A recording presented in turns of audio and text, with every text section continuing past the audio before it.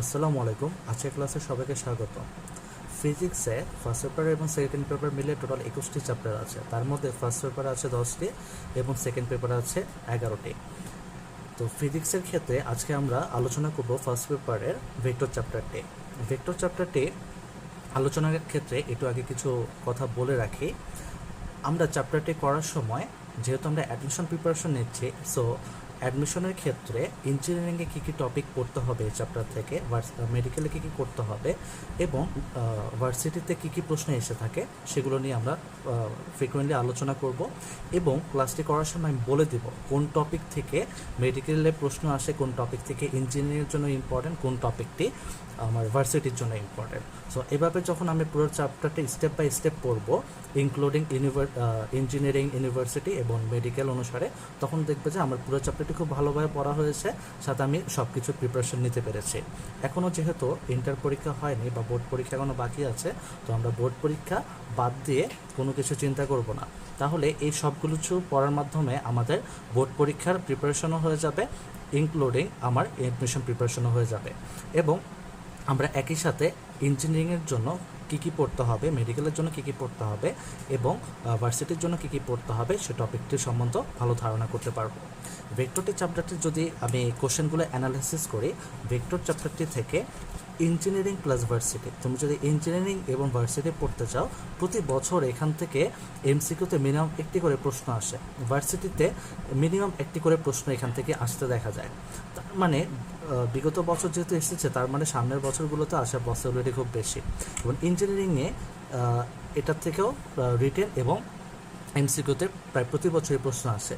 তো ইঞ্জিনিয়ারিং এবং ভার্সিটির জন্য এই চ্যাপ্টারটি খুব ইম্পর্ট্যান্ট।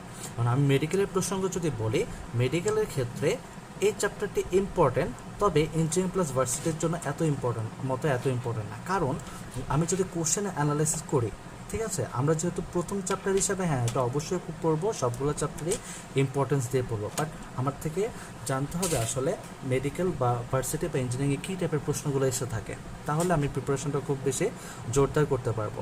মেডিকেলের ক্ষেত্রে লাস্ট 2 ইয়ার্স এখান থেকে প্রশ্ন এসেছে, কিন্তু এর আগের বছর প্রায় 2-3 বছর যদি একটু চেক করা হয় তো প্রশ্ন আসেনি। তার আগের বছরগুলোতে আবার আসতে দেখা যায়। তার মানে এখানে ধারাবাহিকভাবে প্রতি বছর যে একটি করে প্রশ্ন আসবে তার কোনো গ্যারান্টি নেই, ঠিক আছে। তার মানে এটা তোমার জন্য 90% ইম্পর্ট্যান্ট, আর বাকিগুলো সোজা কথা বলতে গেলে 100% ইম্পর্ট্যান্ট। তুমি যে কোনো ভার্সিটিতে কমপ্লিট করতে চাও, তোমার ভেক্টর চ্যাপ্টারটি থেকে প্রশ্ন আসতে দেখা যায়, ঠিক আছে। তো আমরা ক্লাসের ক্ষেত্রে আজকে প্রথম যে টপিকটি নিয়ে আলোচনা করতে যাব সেটি হচ্ছে আমাদের কোয়ান্টিটি বা রাশি। তো কোয়ান্টিটি বা রাশি বলতে সাধারণত আমরা কি বুঝি, এই যে ফিজিক্সে বা পদার্থবিজ্ঞানে আমরা যাই পরিমাপ করতে পারি না কেন, ওই জিনিসগুলোকে রাশি বলা হয়। লাইক আমার কাছে এই কলমটি আছে, মনে করলাম এই কলমটি হচ্ছে 6 ইঞ্চি, ঠিক আছে। তাহলে এই যে কলমটির দৈর্ঘ্য বা লেন্থ আমি কি মাপতে পারলাম, এই জিনিসটাকে, এই লেন্থটাকে বলা হচ্ছে আমার রাশি। তাহলে ফিজিক্সের ক্ষেত্রে যাই আমি পরিমাপ করতে পারবো, ওই জিনিসটাকে আমরা সাধারণত বলে থাকি রাশি। এখন এই কোয়ান্টিটি বা রাশিটা আসলে প্রধানত দুই প্রকার। একটি হচ্ছে স্কেলার কোয়ান্টিটি বলা হয় এবং আরেকটি হচ্ছে আমরা জানি ভেক্টর কোয়ান্টিটি। স্কেলার কোয়ান্টিটি বলতে কি বোঝানো হয়, ঠিক আছে।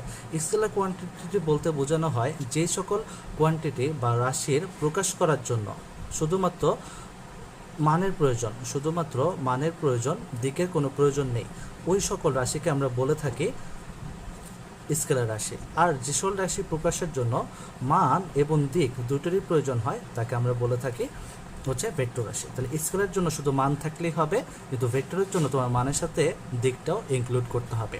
ফর এক্সাম্পল আমি যদি বলি, মনে করা যাক আমার কোনো একটা সমতলের উপর একটি বস্তু আছে।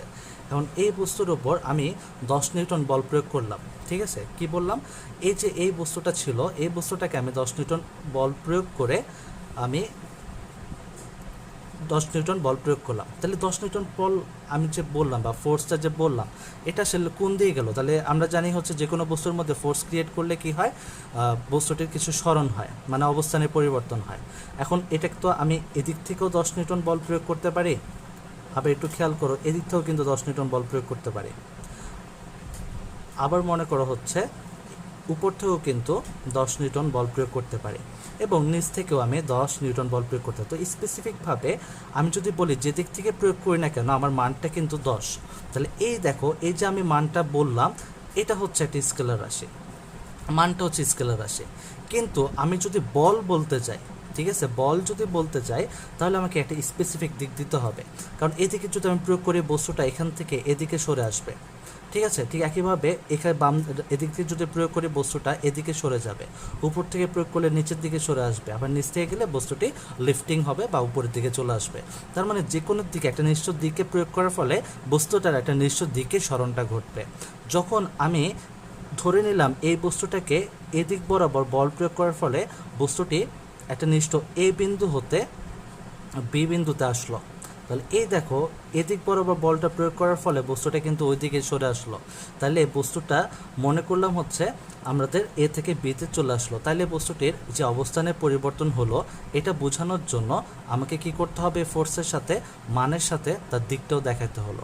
তখন এই ফোর্সটাকে আমরা বলতে পারবো হচ্ছে একটি ভেক্টর রাশি। তার মানে এই ফোর্সটি দেখানোর জন্য আমার মানও বলা লাগতেছে ও নিজস্ব দিকও ইনক্লুড করা লাগতেছে, তাকে আমরা বলতে সেজন্যই এই ফোর্সকে আমরা বলি হচ্ছে ভেক্টর রাশি। তাহলে ভেক্টর রাশির ক্ষেত্রে একটা জিনিস বলা যায়, ধরি আমি এ থেকে বি বিন্দু নিলাম, ঠিক আছে, ধরলাম এই দুটি বিন্দু যদি আমি যোগ করি তাহলে যে এবি সরলরেখাটা পেলাম সেটার দৈর্ঘ্য হচ্ছে 5 মিটার। এখন কোনো একটা ব্যক্তি এ থেকে বিতে যাক অথবা বি থেকে এতে আসুক, দৈর্ঘ্য কখনো চেঞ্জ হবে না, ঠিক আছে। মনে করো এ থেকে বিতে গেলেও 5 মিটার হবে এবং বি থেকে এতে গেলেও 5 মিটার হবে। তাহলে যে আমি দূরত্ব বা দৈর্ঘ্যটা বললাম এটি হচ্ছে স্কেলার, ঠিক আছে। কিন্তু কোনো একটি ব্যক্তি যদি স্পেসিফিকভাবে বলা হয় 5 মিটার দূরত্ব অতিক্রম করেছে সেটা এ থেকে বি এর দিকে, তখন এ বি জিনিসটাকে আমরা বলবো হচ্ছে একটি ভেক্টর।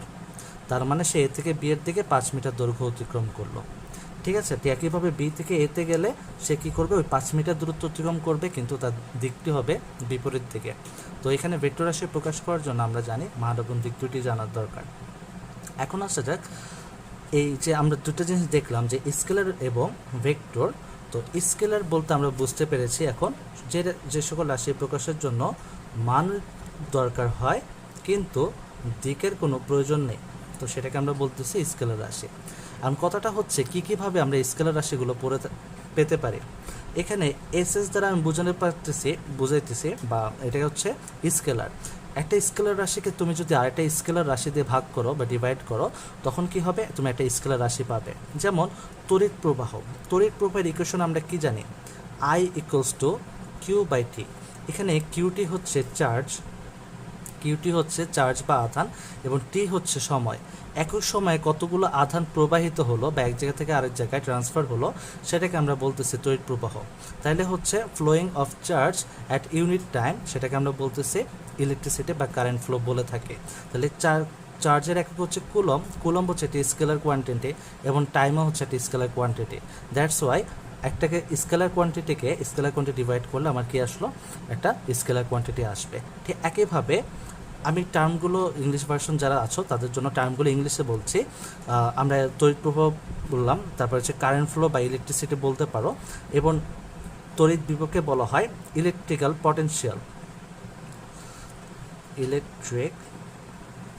পটেনশিয়াল।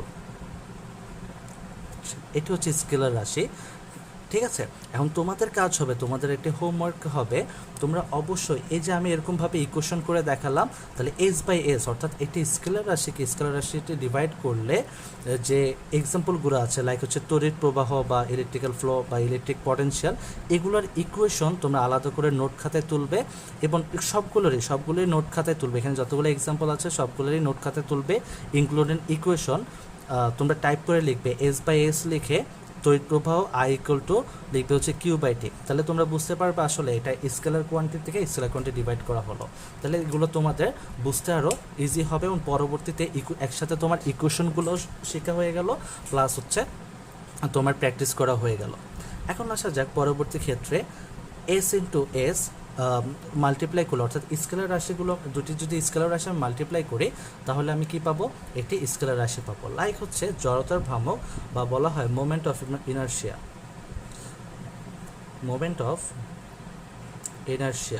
তো এটার ইকুয়েশন আমরা জানি I = mr²। এম হচ্ছে এম হচ্ছে মাস এবং আর হচ্ছে তোমার আমরা জানি হচ্ছে ঘূর্ণন অক্ষ বা রোটেশনাল এক্সিস থেকে কোনো একটা বডির একটা পার্টিকেলের যে ডিস্টেন্সটি, ঠিক আছে, সেটি হচ্ছে আর। এখানে এই ডিস্টেন্সটা যদি আমি একটা রেডিয়াস যদি ধরে থাকি তাহলে সেটা হচ্ছে একটা স্কেলার রাশি, ঠিক একইভাবে এম হচ্ছে একটা স্কেলার রাশি।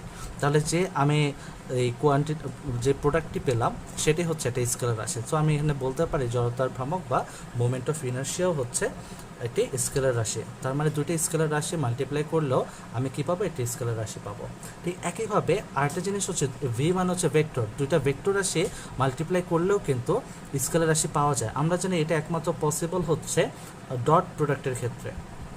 ডট প্রোডাক্ট বা ডট গুণফলের ক্ষেত্রে দুটি ভেক্টর রাশি মাল্টিপ্লাই করলে কি আসবে, একটি স্কেলার প্রোডাক্ট আসবে। লাইক হচ্ছে কাজ বা ওয়ার্কের ক্ষেত্রে আমরা জানি W equal to F into S. এখানে এফ হচ্ছে একটি ভেক্টর রাশি, এস হচ্ছে ডিসপ্লেসমেন্ট, একটি ভেক্টর রাশি। যখনই আমি ডট মাল্টিপ্লিকেশন করব তখনই আমার যে ওয়ার্কটা আসবে সেটা হচ্ছে স্কেলার রাশি। আমরা জানি হচ্ছে প্রোডাক্ট বা গুণফল হচ্ছে দুই প্রকার, একটি হচ্ছে ডট গুণফল বা ডট প্রোডাক্ট, আর এটা হচ্ছে ক্রস গুণফল বা ভেক্টর গুণফল বা ভেক্টর প্রোডাক্ট যেটাকে বলা হয়। তো দুটার মধ্যে পার্থক্য হচ্ছে যদি কোনো ভেক্টরের মাল্টিপ্লিকেশনে যে মানটা যে ভ্যালুটি আসলো সেটি যদি বা যে রেজাল্টেন্টটি আসলো সেটি যদি একটি ভেক্টর হয় তো সেটাকে বলা হচ্ছে ক্রস ভেক্টর। আর যদি দুইটা ভেক্টরের মাল্টিপ্লিকেশনের রেজাল্ট যদি একটা স্কেলার রাশি হয় বা কোয়ান্টিটি হয় তখন ওইটাকে বলা হচ্ছে, ওই প্রোডাক্টটাকে বলা হচ্ছে ডট বা স্কেলার প্রোডাক্ট। ঠিক আছে, তোমাদের কাজ হবে এই যে আমি এক্সাম্পলগুলো দিলাম এই এক্সাম্পলগুলোর ইকুয়েশনগুলো সুন্দরভাবে সলভ করে বা এখানে যতগুলো প্রবলেম থাকবে সবগুলো সলভ করে ছবি তুলে আমাকে কমেন্ট বক্সে জানাবে। এবং অবশ্যই আমি একটি গ্রুপ লিঙ্ক দিব, তো গ্রুপ লিঙ্কে জয়েন দিবে, জয়েন দিয়ে এখানে ছবি তুলে জিনিসগুলো পোস্ট করবে, এই প্র্যাকটিস প্রবলেমগুলো সলভ করবে। এতে তোমার একই সাথে পড়াও হয়ে যাবে, প্র্যাকটিসও সলভ হয়ে যাবে এবং জিনিসটি সবসময় তোমার সাথেই থাকবে। তুমি ইচ্ছা করলে সেখান থেকে পড়তে পারবে যখন তোমার দরকার হবে। একটি নোট করেও রাখা হলো যেটা তোমার পরীক্ষার আগে খুব বেশি কাজে দেবে। এখন আমরা একটি প্রবলেম সলভ করবো যেটা অ্যাডমিশন টেস্টে এসেছিলো, নিচের কোনটি স্কেলার রাশি, অর্থাৎ which one is the scalar quantity of the following. ঠিক আছে, এখানে আমাদের কোনটা স্কেলার কোয়ান্টিটি সেটা আমাকে জানতে হবে। তো আমরা একটু আগে যে এক্সাম্পলগুলো পড়ছে দেখো, তড়িৎ বিভব বা ইলেকট্রিক্যাল পটেনশিয়াল, দেখো আমরা জানি হচ্ছে তড়িৎ বিভব আসছে বা ইলেকট্রিক্যাল পটেনশিয়াল হচ্ছে দুটি স্কেলার রাশির ডিভাইডেশনের ফলেই কিন্তু জিনিসটা হয়। একটা স্কেলার রাশিকে একটা স্কেলার রাশিতে ডিভাইড করলে আমি কী পাবো, একটা এই তড়িৎ বিভবটা পাবো। তার মানে প্রথম অপশনে কিন্তু আমার কিন্তু এক্সাম্পল মধ্যে পড়ে গেছে, তো আমার আনসার চোখ বন্ধ করে কিন্তু এটা হবে। ঠিক আছে, এখন দেখো কোনোটি কিন্তু আমরা কি জানি, দেখো আর কোনোটি কিন্তু এখান থেকে আমাদের এক্সাম্পলের মধ্যে নেই। তড়িৎ প্রাবল্য হচ্ছে একটি ভেক্টর রাশি, বেগ হচ্ছে একটি ভেক্টর রাশি এবং মোমেন্টাম বা ভরবেগ হচ্ছে একটি ভেক্টর রাশি। ঠিক আছে, এরপর আমরা দেখব হচ্ছে ভেক্টর কোয়ান্টিটি। তো ভেক্টর কোয়ান্টিটির ক্ষেত্রে আমরা জানি যে সকল কোয়ান্টিটি বা রাশির প্রকাশের জন্য মান এবং দিক দুটোরই প্রয়োজন হয় তাদেরকে আমরা বলে থাকি হচ্ছে ভেক্টর রাশি। ঠিক আছে, তাহলে এর এক্সাম্পলগুলো কী কী আমরা একটা নিউমনিকের মাধ্যমে শিখে ফেলবো বা একটা ছন্দের মাধ্যমে জিনিসটা শিখে ট্রাই করব। লাইক হচ্ছে ভবে সব প্রিয়তম ভাষে প্রেমে, এখানে ভ দিয়ে বোঝানো হচ্ছে ভরবেগ, যেটাকে বলা হয় মোমেন্টাম, ভরবেগ বা মোমেন্টাম। বেতে বেগ বা ভেলোসিটি, এর স্মরণ দিয়ে ডিসপ্লেসমেন্ট, ব দিয়ে বল বা ফোর্স, তারপর প্রিয়তমের প্রিয় দিয়ে পৃষ্ঠদান বা যেটাকে বলি আমরা সারফেস টেনশন, তারপর ও দিয়ে ওজন বা ওয়েট, তারপর আসা যাক মতে মন্দন বা তোমরা রিটার্ডেশনও বলতে পারো বা ডিসেলারেশনও বলতে পারো।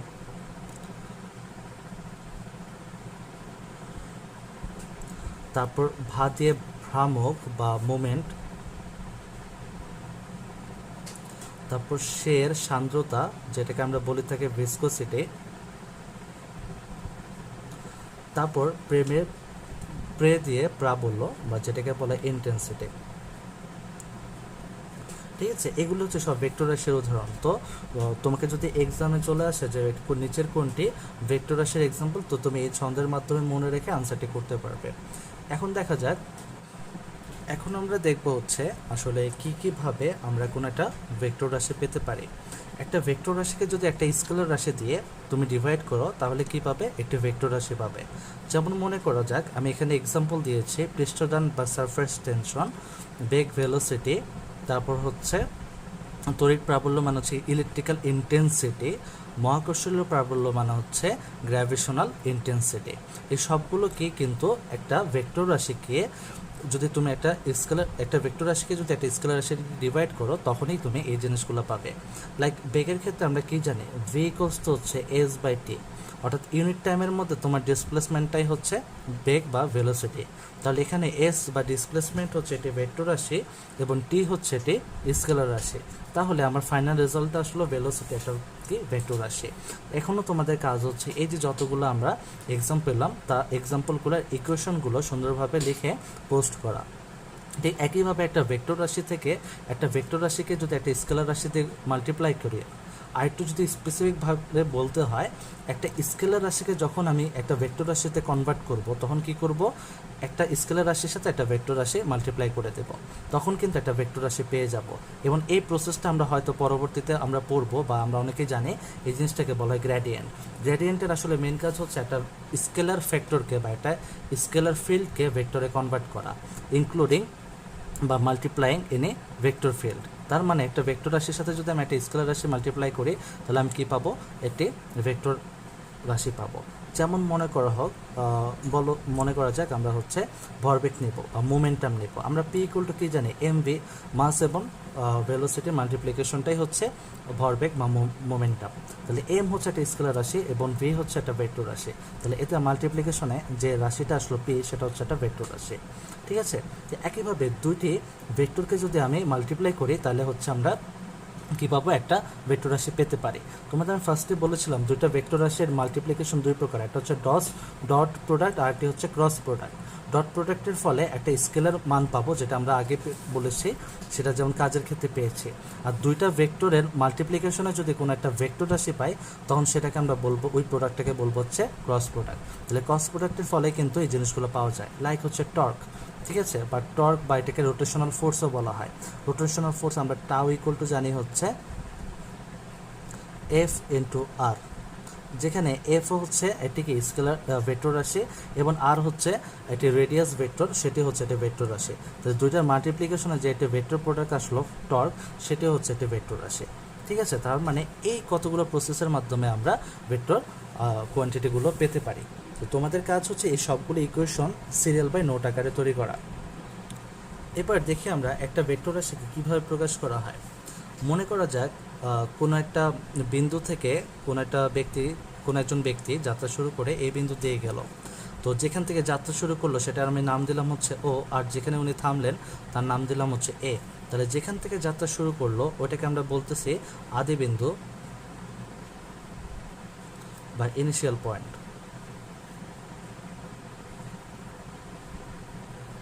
এবং যেখানে উনি যাত্রা শেষ করলেন ওইটাকে বলবো হচ্ছে আমরা পাদবিন্দু বা শেষ বিন্দু বা ফাইনাল পয়েন্ট। এবং যাত্রার সময় ব্যক্তিটির দিক ছিল হচ্ছে ও থেকে এ বরাবর।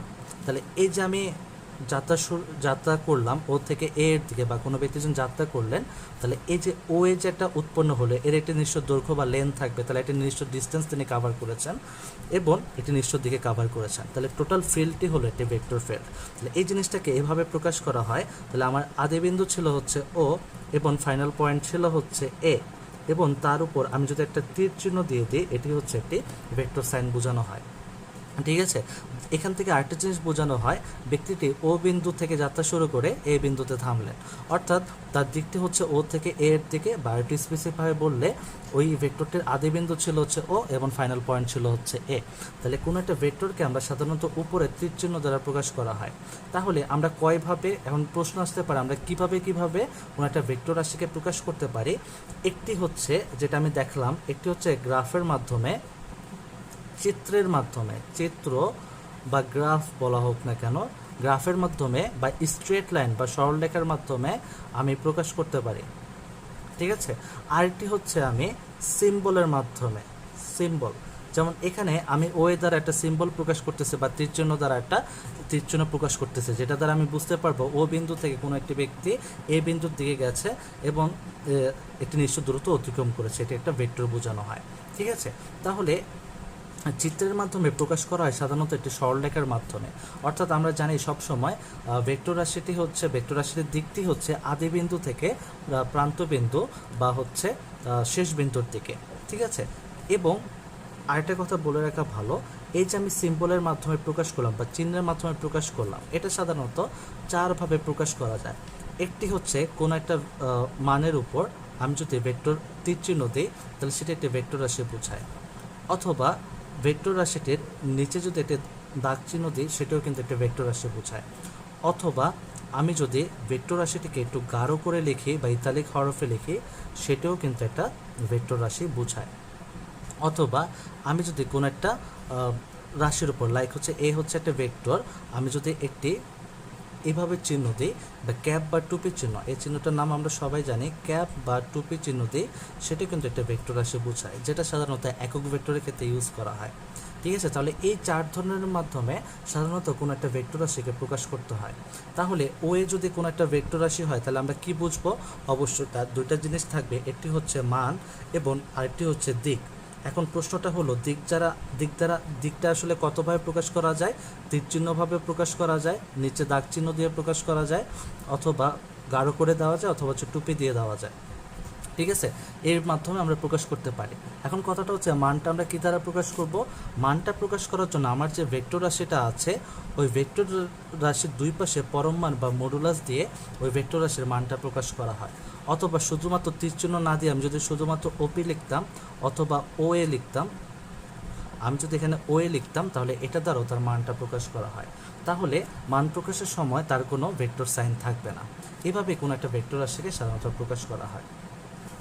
এখন আমরা দেখব হচ্ছে কিছু বিভিন্ন ধরনের ভেক্টর, কী ধরনের ভেক্টর আছে, তার মধ্যে আমরা সবচেয়ে ইম্পর্টেন্ট কিছু টাইপ ভেক্টর নিয়ে একটু আলোচনা করব। সেটি হচ্ছে যেটা মেডিকেল অ্যাডমিশন টেস্টে খুবই বেশি পরিমাণে আসে বা আসতে দেখা যায়। ঠিক আছে, আরেকটি গুরুত্বপূর্ণ কথা বলে রাখি, এতক্ষণ আমরা যা যা পড়তেছি এটা কিন্তু আমাদের প্রথম দিকে পড়া এবং থিওরি টাইপের পড়া, এবং আজকে আমরা যে যতটুকু পর্যন্ত পড়বো এটা আসলে কোন ভার্সিটিতে আসে, মেডিকেল আসে, ইঞ্জিনিয়ারিং আসে, নাকি শুধুমাত্র ইউনিভার্সিটিগুলোতে আসে, সেটা আমাদের জানা দরকার। এই টাইপের থিওরিগুলো শুধুমাত্র আসে হচ্ছে তোমার মেডিকেলের জন্য। ঠিক আছে, তাহলে আমরা আজকে যেগুলো পড়বো এগুলো শুধুমাত্র মেডিকেলে যারা প্রিপারেশন নেবে তাদের জন্য ইম্পর্ট্যান্ট। যারা ভার্সিটি অথবা ইঞ্জিনিয়ারিং প্রিপারেশন তাদের এগুলো না পড়লেও চলবে, কারণ এখান থেকে সাধারণত থিওরিটিক্যাল এসব প্রশ্নগুলো আসে না, এগুলো মেডিকেলেই আসে এবং বিগত বছর আসতে দেখা গেছে। তবু আমরা প্রিপারেশন নিব, যেহেতু আমরা সব টাইপের প্রিপারেশন নিচ্ছি, আমরা চাইবো হচ্ছে যে কোনো কিছু আমাদের একটা টার্গেট থাকবে, ইঞ্জিনিয়ারিং হোক, মেডিকেল হোক, অথবা ভার্সিটি হোক, একটা টার্গেট থাকবে, বাট আমরা ট্রাই করব সবগুলোর জন্য ভালোভাবে প্রিপারেশন নেব। ঠিক আছে, এবং একটা টার্গেট থেকে খুব ভালোভাবে আগাবো। আজকের লেকচারটি হচ্ছে ভেক্টরে যতটুকু পার্ট আমরা পড়বো এগুলো শুধুমাত্র মেডিকেলের জন্য ইম্পর্টেন্ট। তো মেডিকেলের ক্ষেত্রে আমরা দুটি জিনিস খুব বেশি হট টপিক হচ্ছে ভেক্টরগুলোর মধ্যে, একটি হচ্ছে ইউনিট ভেক্টর আর একটা হচ্ছে নাল ভেক্টর। নাল ভেক্টর থেকে দুটি প্রশ্ন আসতে দেখা গেছে বিগত বছর। তো আমি যদি একটু স্পেসিফিকভাবে বলি, ডেফিনেশনটা হচ্ছে ইউনিট ভেক্টর ডেফিনেশনটা হচ্ছে কোনো ভেক্টরকে তার মান দ্বারা ভাগ করলে, ঠিক আছে, তাহলে যে ভেক্টরটি পাওয়া যায় তাকে আমরা বলতেছি হচ্ছে ইউনিট ভেক্টর। অর্থাৎ এই ভেক্টরটাকে আমি কি করব, কোনো একটা ভেক্টর লাইক হচ্ছে আমি এবি নেব। ঠিক আছে, এবিকে আমি যদি তার মান দ্বারা প্রকাশ করি, অর্থাৎ শুধুমাত্র এবি দ্বারা ভাগ করি, তাহলে যে ভেক্টরটি আসবে সেটি হচ্ছে কত আসবে, সেটি হচ্ছে ইউনিট ভেক্টর বা একক ভেক্টর বলা হয়। ঠিক আছে, আর নাল ভেক্টর বলতে বোঝানো হয় যে ভেক্টরের মান শূন্য, দিক আছে এমন একটা ভেক্টরের মান শূন্য যদি হয় তখন এই ভেক্টরটাকে আমরা বলবো হচ্ছে নাল ভেক্টর। তার মানে এর ভ্যালু কত হবে, 0 হবে, বা মানটা শূন্য হলে তাকে আমরা নাল ভেক্টর বলতে পারি। আর ডিরেকশনটা বলতে কি বোঝানো হয়, ডিরেকশনটা ইউনিট ভেক্টরের ক্ষেত্রে আমার ডিরেকশনটা কোন দিকে হবে, আমার নর্মালি এ বি এর ডিরেকশন যেদিকে ছিল তোমার ইউনিট ভেক্টরের ক্ষেত্রে ডিরেকশনটা সেদিকে হবে। অর্থাৎ মূল ভেক্টরটা আমার ডিরেকশন যেদিকে থাকবে আমার ইউনিট ভেক্টরটাও কিন্তু, অর্থাৎ ওই ভেক্টরটাকে তার মান দ্বারা ভাগ করার পরে যে ইউনিট ভেক্টরটা পাবো তার দিকটাও কিন্তু সেম দিকেই হবে। ঠিক আছে, তাহলে আমি বলতে পারি এ বি এর দিকে ঠিক আছে, বা টুয়ার্ডস এবি ভেক্টর। ঠিক আছে, তাহলে এবার আসো নাল ভেক্টর থেকে একটা এমসিকিউ এসেছিল সেই ডিরেকশন থেকে, বলেছিল যে নিচের কোনটির বা নাল ভেক্টরের ক্ষেত্রে দিক কেমন। ঠিক আছে, দিকটা কি নির্দিষ্ট মানে ডেফিনিট নাকি কোনো নির্দিষ্ট না। কিন্তু নাল ভেক্টরের ক্ষেত্রে সাধারণত স্পেসিফিক কোনো ডিরেকশন নেই। তো আমি এখানে বলতে পারি নো স্পেসিফিক ডিরেকশন। নাল ভেক্টরের নির্দিষ্ট কোনো দিক নেই। ঠিক আছে, এটাই কিন্তু মেডিকেল অ্যাডমিশন টেস্টে এসেছিল একবার, এটা কিন্তু ইম্পর্ট্যান্ট কম্পারেটিভলি।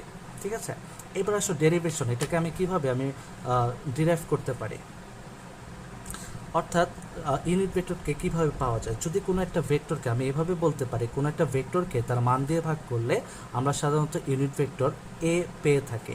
ঠিক আছে, অর্থাৎ এ ইকুয়ালটা আমরা এভাবে জিনিসটাকে প্রকাশ করতে পারি, কোনো একটা ভেক্টরকে আমি যদি তার মান দ্বারা ভাগ করি তখনই কিন্তু এই ইউনিট ভেক্টরটা পাওয়া যায়। তোমরা একটু নোট করে নেবে, আমি মুখে মুখে বলছি। এবার নাল ভেক্টর কিভাবে পাওয়া যায়। নাল ভেক্টরের ক্ষেত্রে কয়েকটা টার্ম আছে, এটা আমরা একটু বলতেছি। যদি আমি দুটি সমান ভেক্টর বিয়োগ করে দিই, একটাতে যদি বিয়োগ করে দিই, তাহলে যে মানটি আসবে সেটি হচ্ছে একটা নাল ভেক্টর, সেটি হবে এটি নাল ভেক্টর। তাহলে কথাটা হচ্ছে এরকম, দুটা সিমিলার ভেক্টর যদি আমি সাবট্রাকশন করি বা বিয়োগ করে দিই তখন কি হবে, একটা নাল ভেক্টর পাবো। অথবা যদি দুইটা বিপরীত ভেক্টর মান সমান কিন্তু বিপরীত ভেক্টর ভ্যালু দুটা সেম হবে, কিন্তু একজন আরেকজনের বিপরীত ভেক্টর যদি যোগ করি, সাপোজ এ আর বি দুইটার ভ্যালুটা সমান কিন্তু দিকটা হচ্ছে বিপরীত দিকে, তাও কি পাবো, আমি একটা নাল ভেক্টর পাবো। এবং আরেকটা জিনিস আছে ক্রস প্রোডাক্টের ক্ষেত্রে, যদি এ আর বি প্যারালাল হয় বা সমান্তরাল হয় তখন তাদের ক্রস মাল্টিপ্লিকেশনটা আসবে 0। তাহলে এ আর বি যদি প্যারালাল হয় বা সমান্তরাল হয় তখন তাদের ক্রস মাল্টিপ্লিকেশনটা আসবে 0। এবং আমরা জানি ক্রস প্রোডাক্টের ক্ষেত্রে যে জিনিসটা আসে সেটা হচ্ছে একটা কি ভেক্টর, সেটা হচ্ছে একটা ভেক্টর কোয়ান্টিটি। তাহলে এখানে যে 0টা আসবে সেটা হচ্ছে কি তোমার একটা ভেক্টর কোয়ান্টিটি, সো এটাকে আমরা বলবো হচ্ছে নাল ভেক্টর। তাহলে এই তিনটা টার্মের ক্ষেত্রে আমরা কি পাবো, সাধারণত নাল ভেক্টর পেয়ে থাকি। এবার আসা যাক ফাইনাল এবং ইনিশিয়াল পয়েন্ট। ঠিক আছে, এর ফাইনাল এবং ইনিশিয়াল পয়েন্ট আছে, কিন্তু নাল ভেক্টরের কোনো ফাইনাল এবং ইনিশিয়াল পয়েন্ট নেই। ঠিক আছে, এটা কিন্তু একবার তোর মেডিকেল অ্যাডমিশন টেস্টে এসেছিল, নিচের কোন ভেক্টরটি ফাইনাল মানে আদি বিন্দু এবং প্রান্ত বিন্দু দেখা যায় না। ঠিক আছে, তখন এটি হবে কিন্তু নাল ভেক্টর। তাহলে তোমার যদি প্রশ্ন করে কোন ভেক্টরের ক্ষেত্রে ফাইনাল পয়েন্ট এবং ইনিশিয়াল পয়েন্ট নির্দিষ্ট নয়, তার মানে সেটি হবে নাল ভেক্টর। নাল ভেক্টরের ক্ষেত্রে ফাইনাল পয়েন্ট এবং ইনিশিয়াল পয়েন্ট কোন নির্দিষ্ট না। এবার আসা হচ্ছে আমরা কীভাবে প্রকাশটা কিভাবে করা হয়, মানে ইউনিট ভেক্টরের ক্ষেত্রে কীভাবে প্রকাশ করা। আমরা সাধারণত কি করি, আমরা সাধারণত কোনো একটা ভেক্টরের উপর ক্যাপ বা টুপি চিহ্ন দিয়ে সেটা প্রকাশ করি।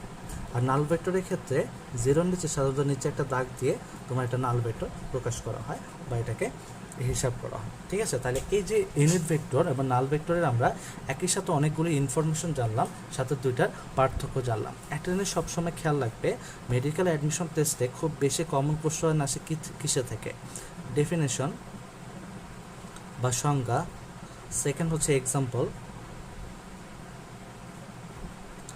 দেন হচ্ছে তোমার ডিফারেন্স বা পার্থক্য যেগুলো আছে, যেগুলো চার্টের যেসব পার্থক্য আছে, ডিফারেন্স বা পার্থক্য, তারপর হচ্ছে ইকুয়েশন আর হচ্ছে ক্যারেক্টারিস্টিক্স।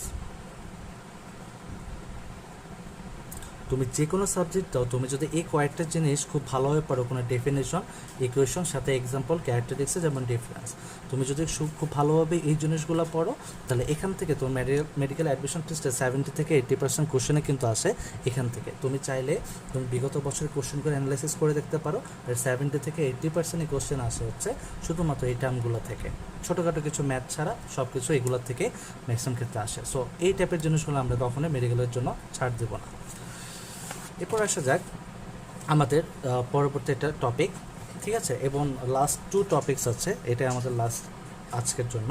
তারপর হচ্ছে এগুলো শুধুমাত্র হচ্ছে মেডিকেলের জন্য আসবে। দেন আমরা পরবর্তী যে টপিকগুলো বলবো সেগুলোর মধ্যে আমি বলে দেবো হচ্ছে ওগুলো ইঞ্জিনিয়ারিং থাকবে নাকি মেডিকেল থাকবে নাকি ভার্সিটি থাকবে।